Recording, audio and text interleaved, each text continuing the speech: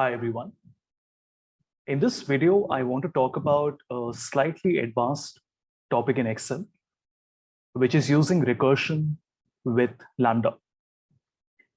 The problem statement that we have is very clear.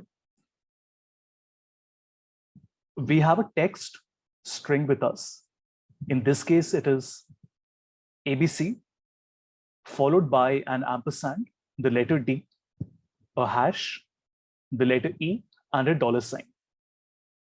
What we would like to do is to remove all these three characters from the text string, which means that after we remove the ampersand, hash, and the dollar, what we are left with is the letters of the alphabet A, B, C, D, E. Now, if you think about it, removing a single letter is always possible because we have a substitute function available. So if I write substitute and then I select my original text and we want to replace the ampersand with a blank or nothing, you notice that the character has been removed.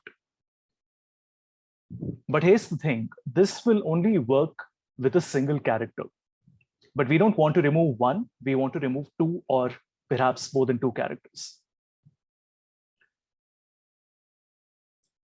So what we are doing here is to, let me show you the formula as well.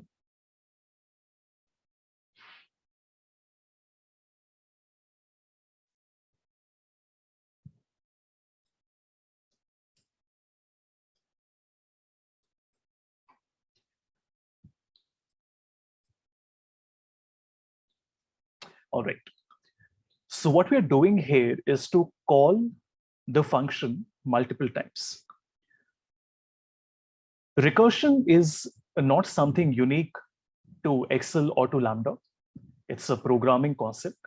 And what it means is that a method of solving a problem where the solution depends on solutions to smaller instances of the same problem. In our case, we want to remove not just one character, but multiple characters. And we call this recursion because we are solving a recursive problem by using functions that call themselves from within the own code. So what we want to do is to do a substitute where we are not just removing the ampersand, we are removing the ampersand and the hash and the dollar one after the other. So the first thing that I would like to do is to define my three arguments or parameters here. str is the string. In this case, that would be B3. Characters is the parameter that refers to the characters that we would like to remove. And then finally, our sub is nothing but the character with which we would like to replace the character removed. For example, when I remove the ampersand, we would like to replace it with a blank in this case. So what we are doing here is to first do a substitute.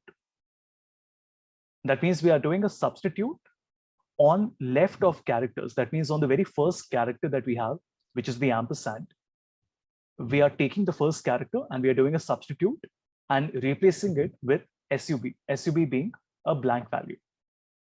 If you look at the formula that I've written here, B3 is my string, B4 is the characters, and the substitute is the blank. Now, so far, what will happen is that it will only remove the ampersand, but the others will still remain. The hash and the dollar sign will still remain. So what we want to do is we want to change my characters by removing the ampersand so that we only have the hash and the dollar sign remaining. Hence, what we are doing is I am essentially saying mid of B4. I want to start on the second position. And how many characters do we want? We would like the length minus 1. Now, this means that if we have 3 characters, an ampersand, a hash, and a dollar, it will only give me the hash and the dollar.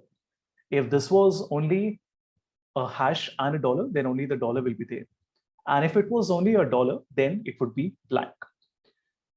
So this is like a loop, which means that we are first doing the substitute with the first character, and then we are revising the characters to not take the ampersand, hash, and the dollar. We want to remove the first one. That means that for the first time we do the substitute, it picks up all the three. For the second time, it picks up the second and the third time it only picks up the third value. But we want to check this, right? Otherwise, this will go in an infinite loop. So we want to check at what point have my characters become blank. And that is the role that this if is playing here. The if says that if the characters is equal to blank, that means we have exhausted every single character that we wanted to remove. Then I would like to display the str, that means the remaining string. So one more time, what we are doing here is we are saying that I would like to replace the ampersand with a blank. But after I remove the ampersand, then I would like to, after this is removed, like this, think what will happen now. Only two values are remaining. So again, I'll remove the hash. And now only one value remains, which is the dollar sign. And once I remove that, at this point, the characters have become 0 or blank because there are no more characters remaining. That is why we are saying that if the characters is equal to blank, then we want to show the string. And if the characters are not blank, then I will repeat the replace cars, and that is the recursion that is happening here, as many times as required. To give you an example, let us do it the other way around. Let's say that I wanted to replace A, B, C, D, E. Now, do you see what happened? It is removing A, B, C, D, E. In a way, I'm saying that the substitute is being run 5 times. And why is it stopping after 5 times? Because after A, B, C, D, E have been removed, there is nothing remaining. So the code basically exits. In programming, we would say that we are exiting the subroutine. That is what we are doing. Now, there is another way of doing this, which is using Visual Basic. Very similar. We are taking the original string, we are taking the characters that we want to remove, and we get the same result. And just to show you how the code looks for this one, it's quite similar to how we did this on Lambda. So first, we are giving 2 parameters. We have data, which is the original string, and then we have the characters, which is the second string. And what we are saying is that if characters is not equal to blank, that means that there is a character remaining, then I want to do a replace. Replace being similar to a substitute. And as you can see, it's very similar. We're taking the original string, taking the first character from the list of characters that we want to remove, and replacing it with a blank value.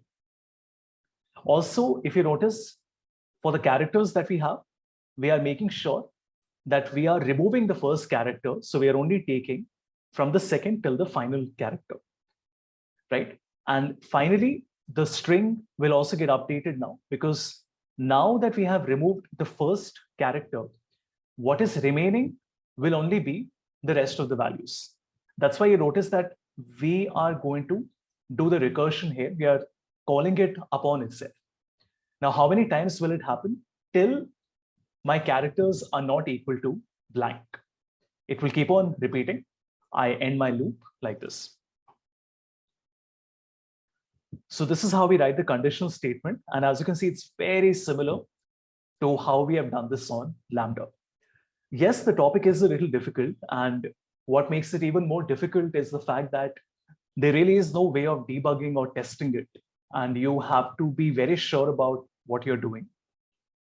Just like the advanced formula environment has been added in Excel, there is a possibility that they might add some better tools in the future that will help you as a developer test and debug these.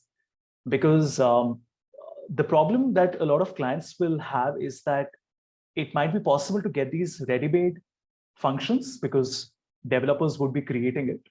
But then the interpretability is a problem and the customization is going to be a problem.